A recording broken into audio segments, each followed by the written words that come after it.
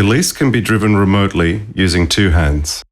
To activate, go to Settings and select the control toggle to the right position. Return to the main page and select Garage. Select Connect and then Remote Mode.